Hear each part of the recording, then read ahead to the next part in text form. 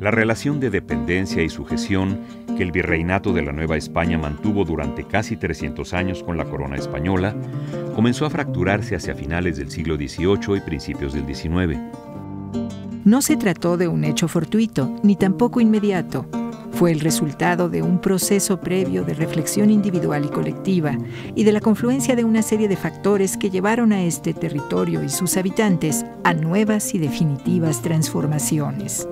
Así terminaron 3 siglos de historia virreinal.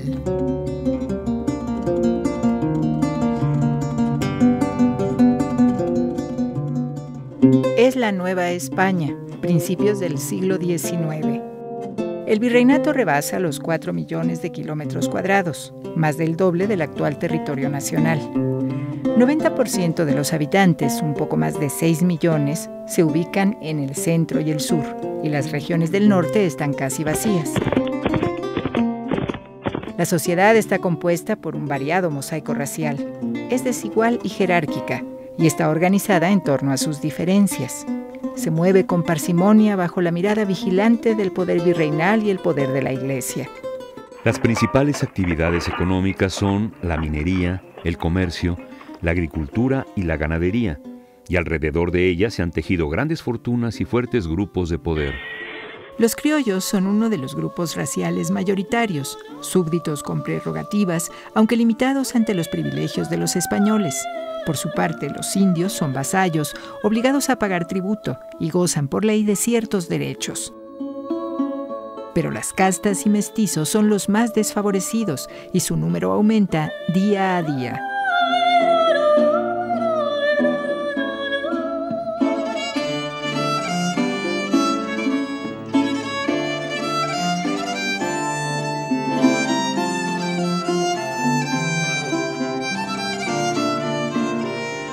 ¿Qué está pasando ahora? ¿Qué descontentos comienzan a redibujarse? ¿Qué ideas subrayan los novohispanos sobre su sociedad? ¿Cómo es que las diferencias ancestrales se están revelando como graves ofensas?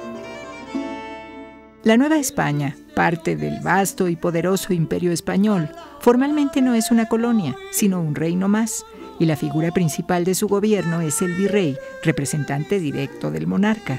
Por siglos, los novohispanos más poderosos, con discreción y argucias, han hecho valer esa distinción y han podido fortalecer sus privilegios.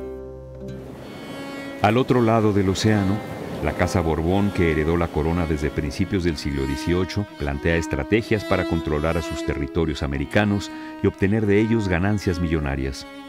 Para conseguirlo, impone reformas que dejan ya sentir sus efectos. Las arcas de la Nueva España se desangran rápidamente ante las exigencias de la corona, urgida por solventar los altísimos gastos de sus guerras con las otras potencias europeas. Y aunque la sociedad novohispana comienza a resentirlo, el ritmo de los días se mantiene al interior de las casas y también en el movimiento intenso de las calles, en las actividades cotidianas, en la vendimia, los espectáculos y las fiestas. La alta sociedad novohispana se preocupa seriamente por la moda y procura no rezagarse con respecto a lo que sucede en Europa. En la segunda mitad del siglo XVIII llega, aunque con algún retraso, el afrancesamiento en los atuendos con ricos brocados y encajes. Los caballeros usan pelucas, símbolo del más refinado estatus, pero 50 años más tarde se vuelven anticuadas. Las damas bajan sus escotes, pero los cubren pudorosamente con gasas y logran una figura acinturada con corsés muy ceñidos. La ropa es cara y muy difícil de lavar. Forma parte de la herencia familiar, junto con las joyas y los objetos personales de fina hechura. Vestirse bien es costoso.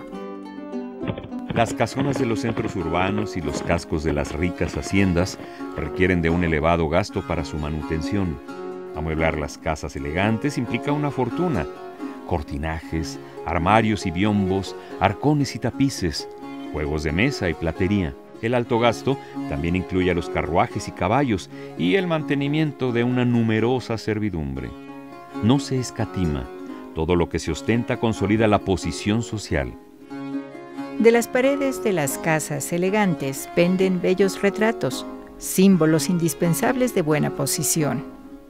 Los retratos de cuerpo entero, acompañados de grandes textos que destacan la pertenencia del retratado a una familia noble o el sitio que ocupa dentro de una influyente corporación, como la iglesia, la universidad o el consulado de comerciantes, comienzan a ser sustituidos por sobrios y elegantes retratos de medio cuerpo en los que solo el rostro y la actitud hablan del personaje. No es únicamente un cambio en el gusto, es una transformación en la mentalidad.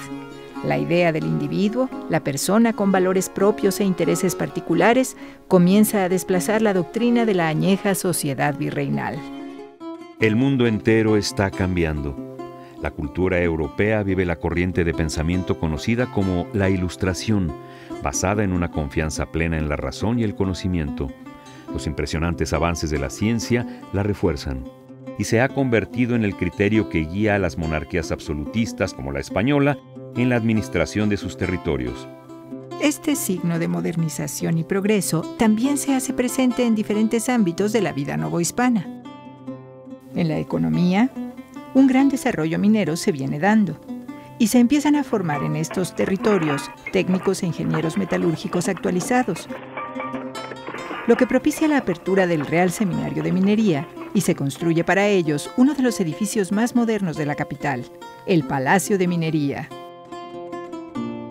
En el arte se inaugura en 1785 la Real Academia de las Nobles Artes de San Carlos y comienza a hablarse de innovaciones en la enseñanza de la pintura, la escultura y el grabado. Además, durante el siglo XVIII aparecen las primeras publicaciones periódicas en la Nueva España, como la Gaceta de México y el Mercurio Volante, la primera revista médica del continente americano. Es evidente, la Nueva España comienza a cobrar vida propia. Los tiempos de la Ilustración traen también virreyes ilustrados. Ese fue el caso de don Juan Vicente de Güemes Padilla, segundo conde de Revillagigedo, quien emprende la ardua tarea de ordenar y limpiar la capital de la Nueva España y regular sus actividades cotidianas. Un testigo de la época, el soldado José Gómez, empleado del Palacio Virreinal, relata así en su diario. En su tiempo, por mandato del señor virrey, se quitó que en los corredores de palacio entraran a vender bizcochos o libros u otras cosas que siempre se habían vendido. Se mataron en México más de 20,000 perros callejeros. Se pusieron unos carros para la basura con su campana y se pusieron otros carros para los excrementos de las casas con su campana. En su tiempo, se minó o agujeredó toda la ciudad y se sacaron varios ídolos del tiempo de la gentilidad. En efecto, en el año 1790 se realiza una remodelación de la Plaza Mayor con el fin de emparejarla y hacer atarjeas. Durante estos trabajos aparece el día 13 de agosto la gran escultura mexica que representa a la diosa Coatlicue y meses después, en otro punto cercano, se encuentra la Piedra del Sol. La Coatlicue es llevada al edificio de la universidad para hacerla medir, pesar, dibujar y grabar. Y la Piedra del Sol es orgullosamente adosada, 3 años después, a la parte baja de la torre poniente de la catedral. La aparición de estos monolitos da pie a que Antonio de León y Gama, matemático y astrónomo, publicara el primer libro de arqueología en tierra novohispana. Nueva España comienza a enorgullecerse de su pasado ancestral. Las avenidas, cuidadosamente trazadas y diseñadas para el paseo y la recreación, comienzan a hacerse presentes en la capital del virreinato. En 1775, en tiempo de otro de los virreyes ilustrados, Antonio María de Bucareli, se inaugura el paseo que lleva su nombre. Con ese motivo, un bando refiere: Los paseos públicos han sido siempre muy recomendables entre todas las naciones cultas, por lo mucho que contribuyen a la alegría, desahogo y recreación de los habitantes, a su unión y sociedad, y lo que es más, a la conservación de la salud.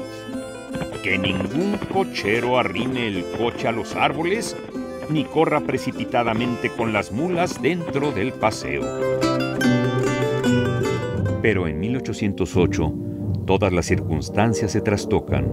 Del otro lado del Atlántico, España es invadida por Francia, y tanto Carlos IV, monarca español, como su hijo y heredero Fernando VII, son obligados a abdicar.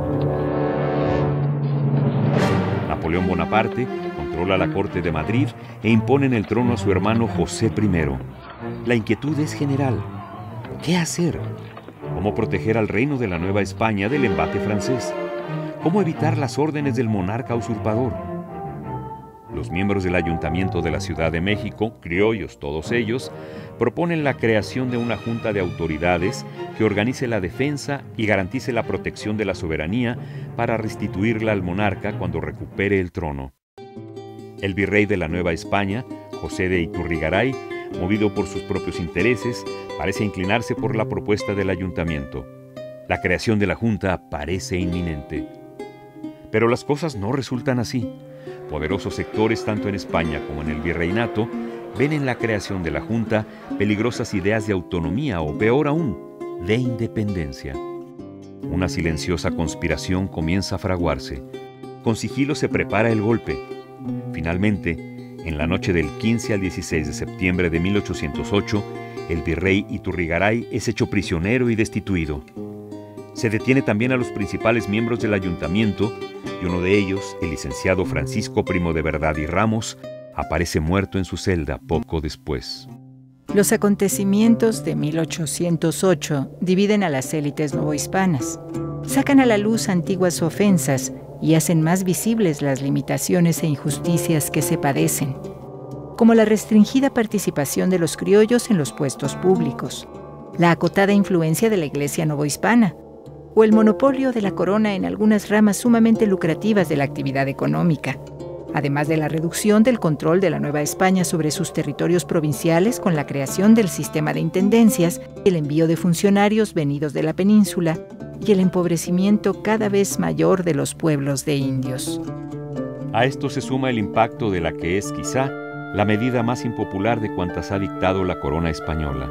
En 1804 se decreta la consolidación de vales reales, una real cédula que obliga a la Iglesia, la gran financiadora de todas las empresas novohispanas, a cobrar los préstamos de sus acreedores y entregar ese cuantioso capital a la corona.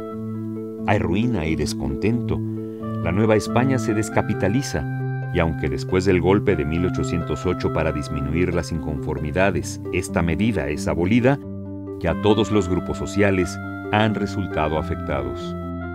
En los 2 años siguientes a 1808, la vida parece seguir su curso normal, pero en ciudades como Valladolid de Michoacán, Querétaro y San Miguel el Grande, los criollos de la alta sociedad comienzan a conspirar y a discutir los asuntos del gobierno bajo la apariencia inocente de unas simples tertulias literarias. La conspiración de Valladolid es descubierta, y sus integrantes, algunos de ellos criollos de alta reputación e influencia social, son detenidos o perseguidos. Pero, ¿qué pasa en Querétaro y en San Miguel? El tiempo dará muy pronto la respuesta. Una institución importante ha surgido para estos años en la Nueva España: el ejército. La amenaza de una invasión de potencias extranjeras, sobre todo la de Inglaterra, hizo que la corona considerara necesaria la presencia de un ejército bien organizado. Los criollos encuentran ahí un nuevo espacio de participación pública, ya que representan el 90% de los militares activos, y aunque pueden hacer carrera, les están vedados los altos mandos que únicamente pueden ser ocupados por españoles.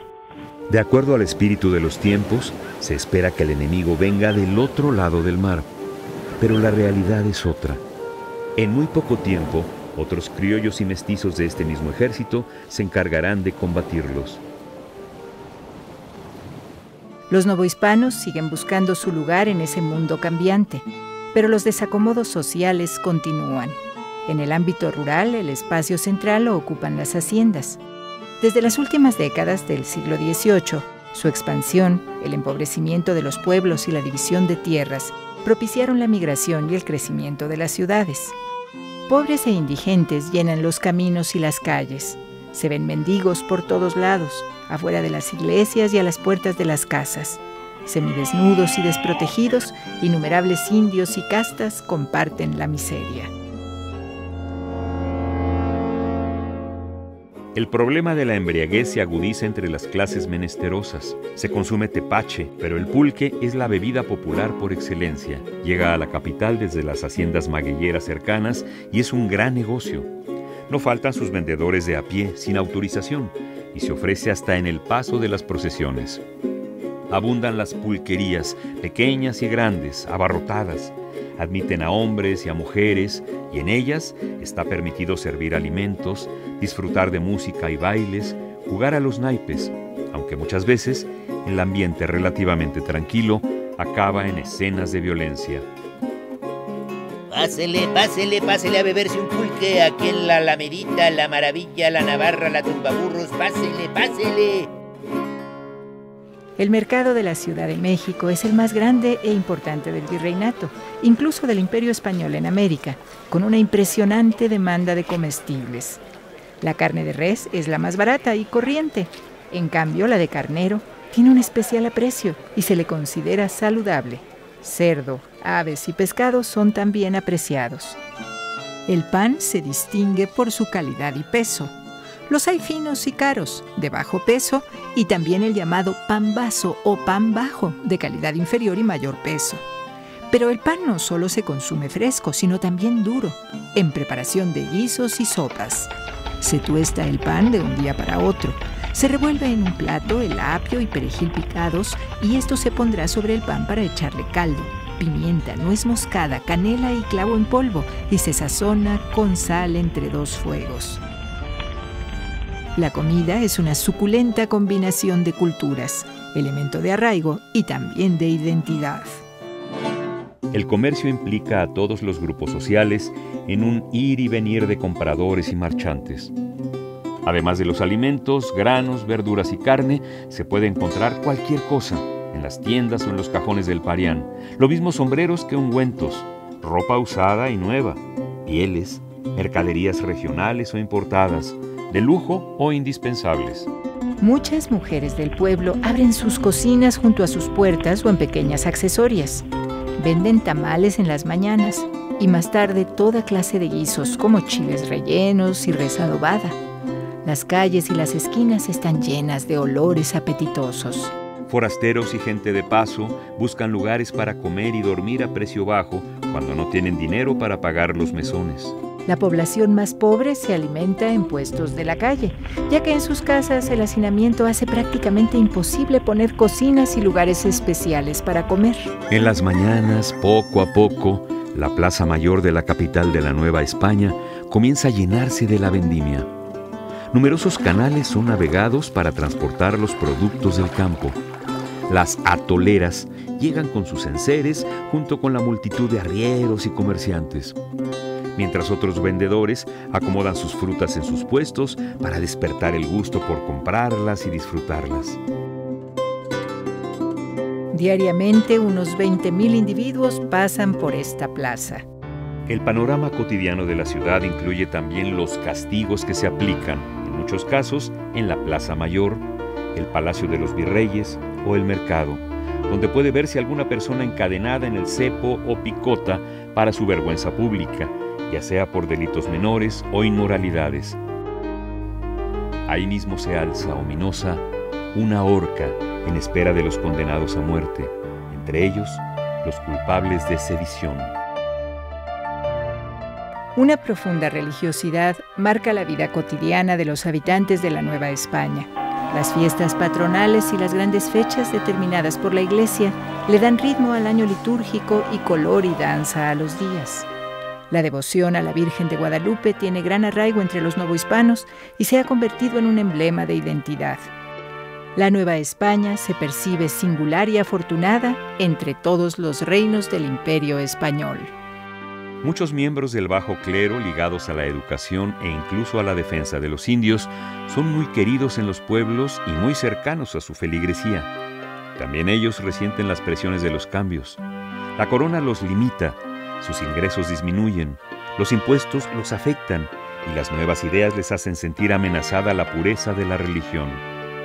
Las inquietudes de descontento y rebelión también asoman en sus mentes.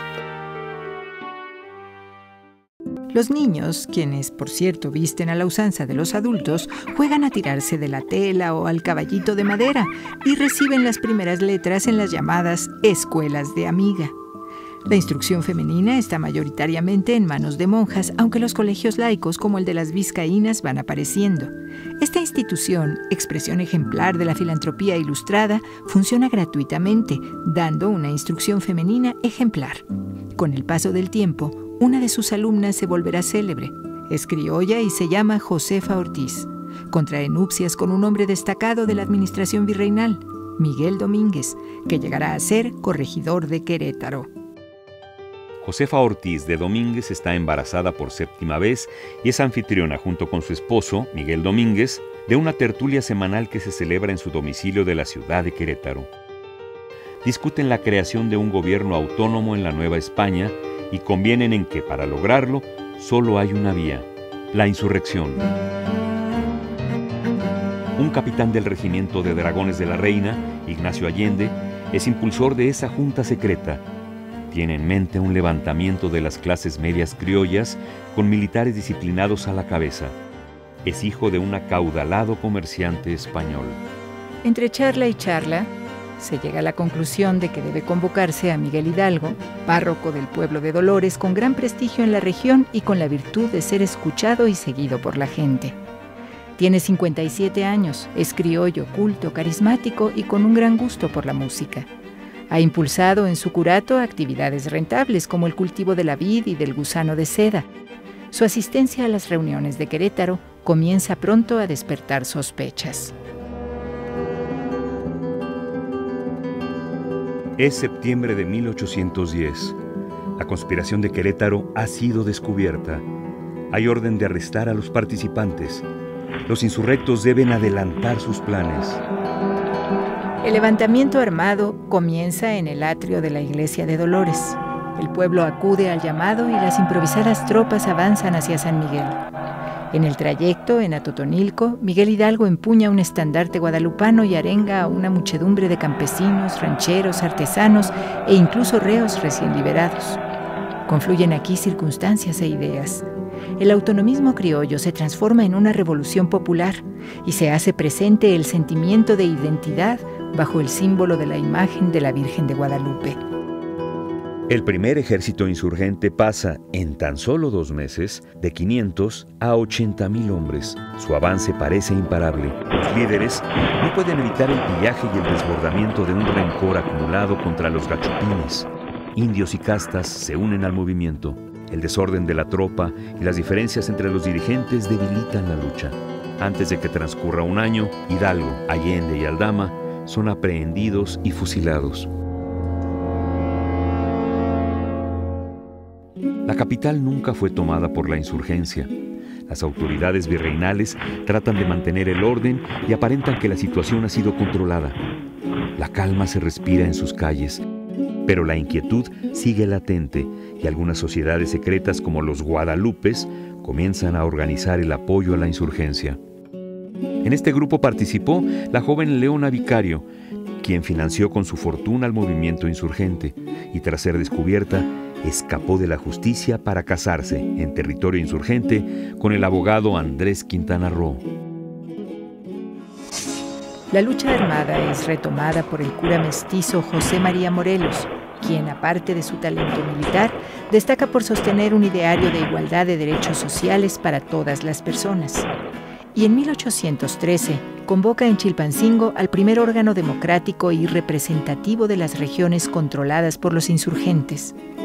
Se proclama entonces la Constitución de Apatzingán y se declara legalmente la independencia de la América Mexicana. 2 años más tarde, Morelos es hecho prisionero por el ejército realista y fusilado en diciembre de 1815. El eco del movimiento independentista rebasa las fronteras. En Europa, el religioso dominico regiomontano Fray Servando Teresa de Mier, exiliado a raíz de un polémico sermón en el que afirmaba que la presencia de la guadalupana en Nueva España era anterior al tiempo de la conquista, publica en Londres en 1813 su Historia de la Revolución de Nueva España, la primera descripción de los caudillos rebeldes. Mier convence a Javier Mina, joven militar español, también exiliado por sus ideas liberales, de viajar a México y luchar por la independencia de la colonia. Tras una breve participación en Zacatecas y el Bajío, Mina es hecho prisionero y fusilado en 1817. Desaparecidos los primeros líderes insurgentes, deja de existir una dirección unida y el ejército realista recobra posiciones. Pero la resistencia continúa irreductible en las montañas del sur, donde Vicente Guerrero mantiene hombres armados hasta 1821. El movimiento insurgente cuenta con el apoyo cada vez más decidido de todos los sociales. La prensa juega un papel activo en la propagación de información e ideas. El Despertador Americano, primer periódico de la insurgencia, aparece en Guadalajara en diciembre de 1810. Más y más publicaciones liberales se imprimen, como El Diario de México o El Pensador Mexicano, editado por José Joaquín Fernández de Lizardi, autor también de El Periquillo Sarniento, publicado en 1816 y considerada la primera novela mexicana. La Nueva España se debate entre la zozobra y la expectación, en medio de un conflicto armado que lleva ya 11 años. Fernando VII pudo regresar al trono en 1814 y abolió la Constitución de Cádiz. Esa decisión del rey es recibida con beneplácito por las élites novohispanas. Pero en 1820 el monarca es forzado por el ala liberal a confirmar la Constitución, con lo que la independencia comienza a convertirse, por diversos motivos, en la solución deseada por todos en Nueva España. Los comerciantes, terratenientes y miembros del alto clero, que pierden fueros y privilegios con las medidas adoptadas por Cádiz, comienzan a pronunciarse a favor de un pacto de alianza. El general Agustín de Iturbide, antes enemigo implacable de los insurgentes, es quien da forma a esa alianza a través del Plan de Iguala. Logra entrevistarse con Vicente Guerrero y lo convence de pactar la unión de sus ejércitos.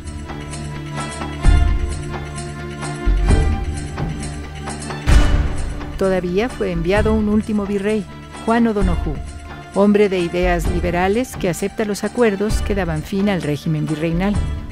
En ellos se reconoce una nación soberana que se llamará en lo sucesivo Imperio Mexicano, es decir, una moderna monarquía constitucional. Es el 27 de septiembre de 1821, una jornada de inmenso júbilo popular. El ejército de las tres garantías, bajo los conceptos de religión, independencia y unión, con Iturbide, Guerrero y O'Donoghue al frente, hace su entrada triunfal en la Ciudad de México. La Nueva España ha muerto.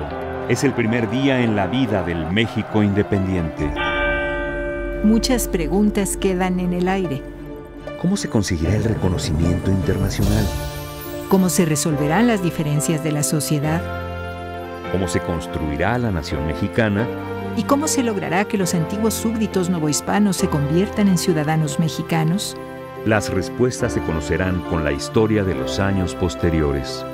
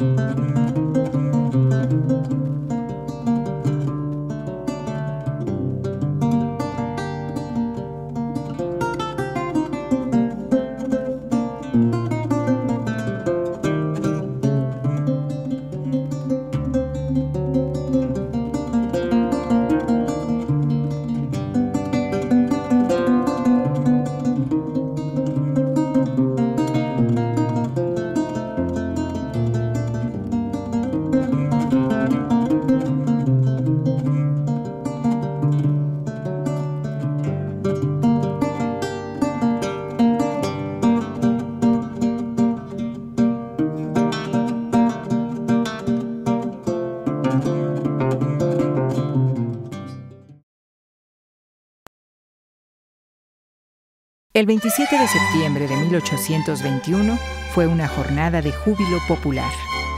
El ejército de las Tres Garantías entraba solemnemente a la Ciudad de México. Tomando una misma bandera que representaba la religión, la independencia y la unión de todos, las fuerzas realistas y las últimas tropas insurgentes habían concertado la paz. Se alzaron arcos triunfales y coronas de flores. Resonaron los cantos, la música y las esperanzas. Los 3 siglos de dominación española habían terminado. Era el primer día en la vida del México independiente. Soldados, la patria nos llama a la lid. Juremos por ella vencer o morir.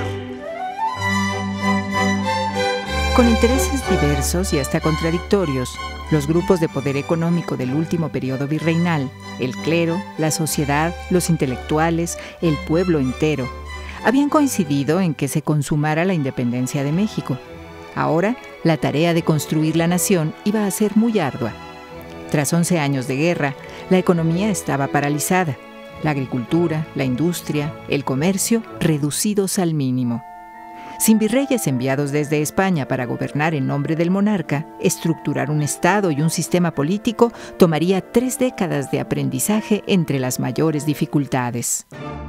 Derivada de los acuerdos del Plan de Iguala, el Acta de Independencia proclamó la soberanía de una nación que tomaba el nombre de Imperio Mexicano. Sería una monarquía constitucional moderada por el Congreso que fue prontamente constituido. La primera dificultad fue la elección de un emperador mexicano. El general Agustín de Iturbide, jefe antiinsurgente que de última hora había concertado las alianzas, era aclamado popularmente como el Libertador. Con el apoyo de las tropas acuarteladas y una muchedumbre animosa, fue coronado como Agustín I. Iturbide se vio encabezando un vasto imperio, casi incomunicado con sus regiones del norte. Las arcas estaban prácticamente vacías, pero se acuñaron monedas con su efigie y el escudo imperial. Fue, por cierto, cuando por primera vez en México se imprimió papel moneda como instrumento de pago. En enero de 1823 comenzaron a circular, muy efímeramente, billetes de 1, 2 y 10 pesos.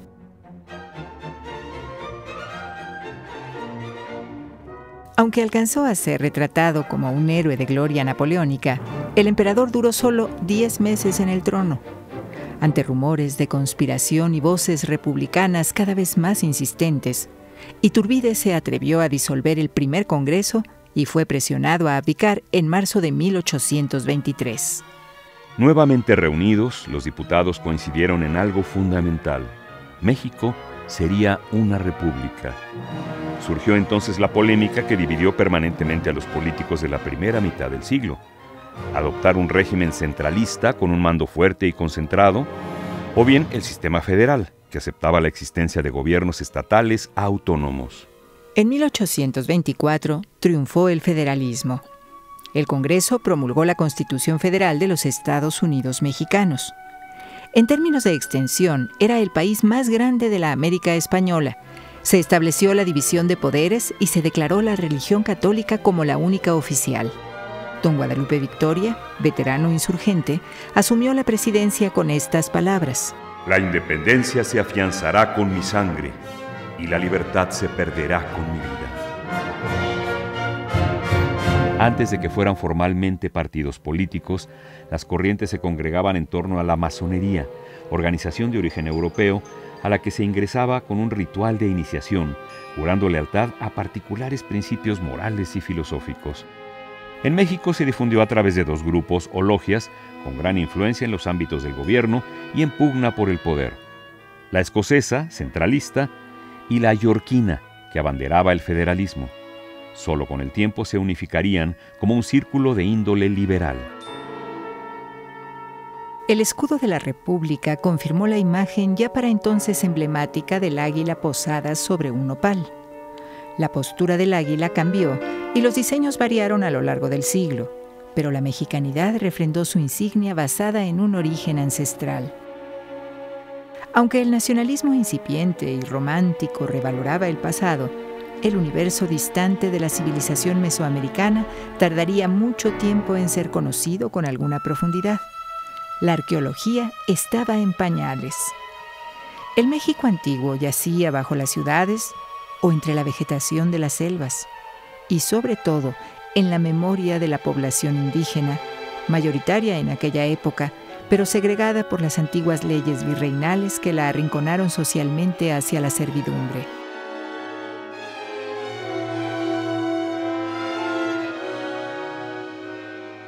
Igualdad y ciudadanía eran nociones apenas incipientes en el país. En la práctica, los diputados del Congreso representaban al clero, al ejército, los terratenientes, los dueños de las minas, los intelectuales y letrados. Para votar era necesario saber leer y escribir, y el analfabetismo seguía generalizado entre el pueblo llano, que no adquirió participación política. Poco antes de morir, el escritor y periodista José Joaquín Fernández de Lizardi escribió irónicamente: «Dejo a los indios en el mismo estado de civilización, libertad y felicidad a que los redujo la conquista, siendo lo más sensible la indiferencia con que los han visto los congresos». Los Estados Unidos y algunas potencias europeas reconocieron al Estado mexicano. España, empero, se resistía. Todavía en 1829, en un intento de reconquista, desembarcó en Tamaulipas una expedición española que terminó capitulando frente al ejército comandado por Antonio López de Santa Anna. En 1833, el general Santa Anna fue electo presidente. Desde tiempos de Iturbide habían comenzado el protagonismo y el poder personal de este hombre contradictorio y en lo sucesivo no muy brillante como militar. Héroe transitorio y finalmente dictador extravagante, lo cierto es que Santa Anna ascendió a la presidencia 11 veces. Su personalidad lograba seducir a las masas y a él lo seducía la ostentación de la toma del poder. Apasionado por los juegos de azar y las peleas de gallos, solía retirarse a su hacienda cercana a Veracruz, dejando a otros las riendas de la administración. El pueblo a veces se pronunciaba a su favor, a veces en su contra. Fue derrocado y repudiado, pero luego vuelto a llamar, y a pesar de torpezas e irresponsabilidades, conseguía recobrar su prestigio entre las élites. Poco a poco, en el plano ideológico, se irían definiendo los dos partidos políticos que marcaron la segunda mitad del siglo, liberales y conservadores. En términos generales, los liberales se adherían al ideario de una república federal democrática, cercana al modelo de la de los Estados Unidos de Norteamérica. Los conservadores, por su parte, lucharon por mantener una tradición política de privilegios y fueros para las oligarquías y un gobierno central de acentuada orientación católica. Mientras tanto, el país tenía la necesidad de fortalecer su identidad en formación, recuperando y reuniendo códices, mapas, documentos históricos, piezas arqueológicas. El economista e historiador Lucas Alamán, conservador ilustre, fundó ya desde 1825 el primer Museo Nacional, un recinto que mostraba al público el arte, la religión, la historia, las costumbres del pasado. Más adelante, empezaría la legislación a tratar de frenar el continuo saqueo de objetos, en un tiempo en que el coleccionismo estaba de moda en todo el mundo, entre los eruditos y entre las familias adineradas. La Academia de San Carlos formó a uno de los pintores mexicanos más notables, Juan Cordero. Como artista representativo del espíritu romántico, interesado más en lo individual que en lo social, sus retratos abordaban ya el perfil psicológico de los personajes. Como contraparte, una copiosa producción de pintura popular y costumbrista, de autores autodidactos y frecuentemente anónimos, dejó un valioso testimonio contemporáneo, pleno de fuerza narrativa. La litografía, introducida en México por el italiano Claudio Linati hacia 1826, se convirtió en el mejor medio para la difusión de imágenes. Numerosos artistas extranjeros y nacionales reprodujeron lo que les parecía más atractivo. los monumentos arqueológicos todavía inmersos en el misterio, las iglesias y las plazas, los paisajes con toques de lirismo, las escenas de costumbres y los llamados tipos humanos con frecuencia idealizados.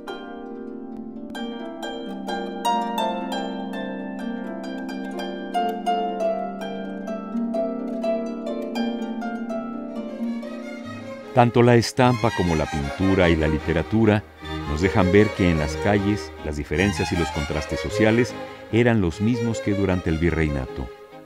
La distancia era insalvable entre los que pasaban en coche y los que deambulaban mareados por el pulque. Entre los que abrían sus puestos de guisos y atole y los que iban a los cafés y al teatro.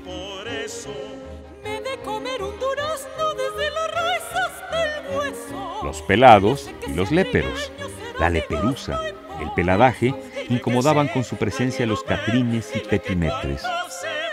Las señoras respetables se cubrían con mantillas de tonos discretos. Las llamadas chinas poblanas, con frecuencia empleadas domésticas, llamaban la atención por su atuendo colorido, la enagua no lo suficientemente larga y su conducta desenvuelta. El bonito traje de China era entonces considerado el de una mujer de reputación dudosa. Donde se daban cita casi todas las clases sociales era en las corridas de toros. Introducido por los españoles desde el siglo XVI, este espectáculo se realizaba en áreas abiertas y en plazas que podían albergar hasta 10,000 personas.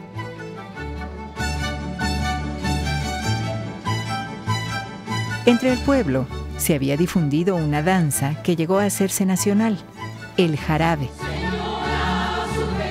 Intercambiando miradas picantes y galanteos, las parejas zapateaban al son de las guitarras y las coplas. Y a una paloma al volar se le cayeron las plumas. Qué tontas son las muchachas. No todas, pero hay algunas. El federalismo no funcionó como se había esperado. Los continuos conflictos entre los gobiernos estatales y el gobierno federal ocasionaron que en 1835 el Congreso modificara la Constitución y se promulgara la República Central. El enorme poder de los militares propició una serie interminable de motines, cuartelazos y golpes de Estado. Con frecuencia se acumulaban tropas ociosas, sin paga y dadas al pillaje. Cada tanto se emprendía la leva, el reclutamiento forzoso de la carne de cañón. En opinión de José María Luis Mora, uno de los ideólogos liberales más influyentes de la época, los militares se habían convertido en una clase dedicada a envilecer a la autoridad, oprimir al ciudadano y pillar a los soldados infelices. Suele llamarse la era de Santa Ana a todo el periodo de desastre que vivió la República en sus primeros años. Pero hay que aclarar que entre 1824 y 1853, México tuvo más de 30 presidentes, con numerosos interinatos, destituciones e ilegalidades. La inestabilidad política y social tenía, además, un insoluble marco de bancarrota y endeudamiento. Fue entonces que las intervenciones extranjeras vieron su oportunidad en el caos. En 1835, los colonos angloamericanos del estado de Texas desconocieron al gobierno central mexicano. Entre otras cosas, su pérdida de autonomía afectaba los beneficios económicos basados en el esclavismo, que había sido abolido por la Constitución mexicana desde 1829. Casualmente, el general Santa Anna no ocupaba la presidencia, pero se encargó de acudir a tratar de someter la rebelión. Fue en este conflicto que se produjo la tan conocida batalla del fuerte El Álamo, cerca de la ciudad de San Antonio. Una victoria mexicana ensombrecida por la orden de dar muerte a los sobrevivientes. Días más tarde, el comandante Samuel Houston consiguió la revancha en San Jacinto. Hecho prisionero, Santa Anna terminó por firmar los tratados de paz que reconocían la independencia de Texas. Un par de años después, el caso de un pastelero francés que reclamaba una cuantiosa indemnización por daños de la soldadesca contra su negocio, le dio el nombre a la llamada Guerra de los Pasteles. El asunto de fondo era que Francia presionaba al gobierno mexicano para que le otorgara un tratado mercantil que le fuera ventajoso. Al no lograr sus pretensiones, Francia pasó al bloqueo naval, el bombardeo y la ocupación del fuerte de San Juan de Ulúa y Veracruz, la principal puerta de entrada desde Occidente. Fue enfrentando a los atacantes que Santa Anna perdió la pierna izquierda. Enseguida fue perdonado por sus recientes errores de Texas y se le aclamó como héroe nacional. Finalmente se firmó la paz, con el compromiso de pagar una elevada deuda. Lo cierto es que México era una nación dividida y vulnerable, y ello alentó en Francia la tenaz idea de la intervención. Eran tiempos de voracidad y reparto del mundo entre las grandes potencias. Para mediados del siglo XIX, la Ciudad de México tendría alrededor de 200,000 habitantes. Aparte de ser la sede de los poderes, era el centro de la actividad comercial y económica. En 1843 se decidió demoler el Parián, el gran mercado que ocupara parte de la Plaza Mayor durante 200 años. Santa Anna ordenó ahí la erección de un monumento, pero solamente llegó a colocarse la base o zócalo. Al pintor italiano Pedro Gualdi debemos imágenes urbanas, con los edificios en todo su esplendor y el ir y venir de las figuras cotidianas. Fanny Calderón de la Barca, esposa del primer cónsul español, hablaba en su correspondencia sobre el primor de tantas iglesias y viejos conventos y ese aire de grandeza que reina por todas partes. La cima del cerro de Chapultepec le parecía un sitio ideal para contemplar toda la extensión del Valle de México como un mapa y apreciar la enormidad nevada de los volcanes. La alta sociedad disfrutaba de fiestas y saraos y abarrotaba los teatros. En 1844 se inauguró el Gran Teatro Nacional, también conocido como Teatro Santa Anna, donde se presentaban con mucho éxito diversas compañías nacionales y extranjeras. Y mientras se aplaudían óperas, zarzuelas y comedias, se gestaba otra guerra. El proyecto expansionista norteamericano buscaba ensanchar las fronteras para su población creciente, necesitada de tierras y recursos naturales. En 1845, los tejanos decidieron anexarse a los Estados Unidos y al año siguiente estalló el conflicto entre los dos países. Para el presidente demócrata James Polk, al fin y al cabo, los gobernantes mexicanos habían sido incapaces de poblar y controlar los enormes territorios que a él le quedaban prácticamente a la mano. Bastó una escaramuza al norte del río Bravo para justificar la invasión. México fue atacado por tierra desde California y Texas y por mar desde el Golfo de México. Fue la guerra con consecuencias más desastrosas que ha tenido México en su historia. La derrota se debió en parte al deplorable estado de su ejército, tropas insuficientes, carencia de recursos y armamento tecnológicamente inferior. Para colmo, los oficiales estaban envueltos en los partidismos políticos y no lograban superar sus rivalidades. Tras el asalto al colegio militar en Chapultepec, el ejército invasor bajo el mando de Winfield Scott tomó la capital el 14 de septiembre de 1847. El pueblo presentó resistencia y levantó barricadas. Fue inútil. La bandera de las barras y las estrellas ondeó sobre el Palacio Nacional. A comienzos del año siguiente, el gobierno negoció la paz. De un plumazo, la República cedió al vencedor los territorios de la Alta California, Nuevo México y Texas, 2.400.000 kilómetros cuadrados. La configuración geográfica y política de ambas naciones cambió dramáticamente. Los Estados Unidos se alzaron como la potencia continental. Para México, a 27 años de haber consumado su independencia, fue un suceso traumático. El desaliento y la confusión que se venían arrastrando ya habían sido expresados emotivamente por el escritor Guillermo Prieto. El grito sublime de independencia parecía habilitarnos para figurar como nación, para robustecer y confirmar las creencias de una sociedad nueva en un mundo virgen y espléndido.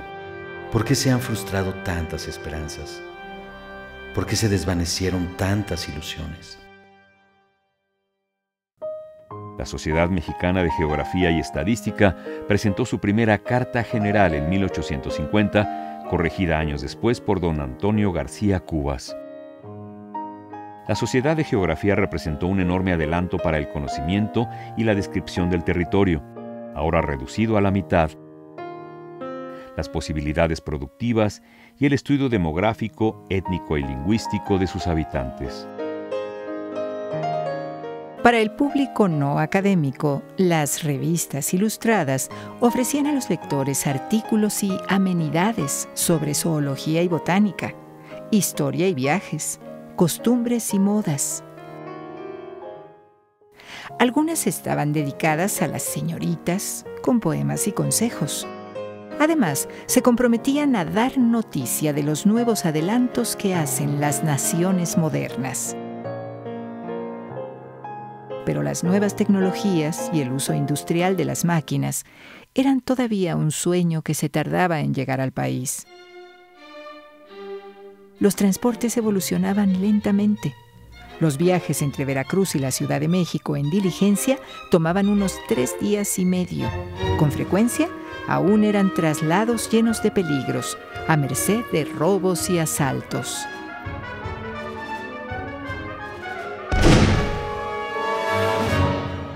En 1857 se inauguró el primer recorrido de un tren sobre rieles en la Ciudad de México. Por lo pronto llegaba solo a la Villa de Guadalupe, a 5 kilómetros. Era el inicio del ferrocarril, que en unos años comunicaría con la costa del Golfo. La primera demostración pública del telégrafo eléctrico se realizó el 13 de noviembre de 1850 entre el Palacio Nacional y el Colegio de Minería. Pero ya para noviembre de 1852, la Ciudad de México y el puerto de Veracruz quedaron comunicados telegráficamente a través de una línea de 408 kilómetros. Hacia 1850, los gobiernos habían virado al conservadurismo. La libertad de prensa sufrió severos golpes y algunos periódicos tuvieron que cerrar. Sin embargo, la caricatura se había confirmado como uno de los recursos más elocuentes y difundidos para exponer la realidad y ridiculizar todos los excesos del poder. Ya definitivamente aliado de los grupos de poder económico, Santa Anna aceptó de nuevo la presidencia en 1853. Sería la última vez, pero en esta ocasión adoptó el delirante título de Alteza Serenísima. Pese a la pertinaz carencia de fondos, emprendió un dispendioso tren de vida cortesano. Para sostenerlo, se elevaron los impuestos y se inventaron más. Por puertas, zaguanes, ventanas y hasta por la posesión de perros domésticos. Se impuso, pues, lo más temido por todos, la dictadura, apoyada por una administración singularmente corrupta y abusiva. El descontento se hizo general, incluso entre los grupos conservadores. Impulsado por los generales Juan Álvarez e Ignacio Comonfort, se proclamó el Plan de Ayutla, exigiendo el derrocamiento de Santa Anna y la instalación de un gobierno interino. El país entró en una guerra generalizada, pero no era un levantamiento más. A Santa Anna no le quedó más remedio que huir del país. No sin antes tomar dinero de las arcas a cuenta de salarios pendientes, salió definitivamente de la historia nacional. Corrían los últimos meses del año de 1854. En los escasos 33 años que llevaba como nación independiente, México había pasado por pruebas extenuantes. Las ambiciones personales, las guerras, la pérdida de territorio ahogaban la evolución del país. Había llegado el momento para que entrara en escena una nueva generación de actores políticos. La oportunidad de crear un verdadero proyecto para la República.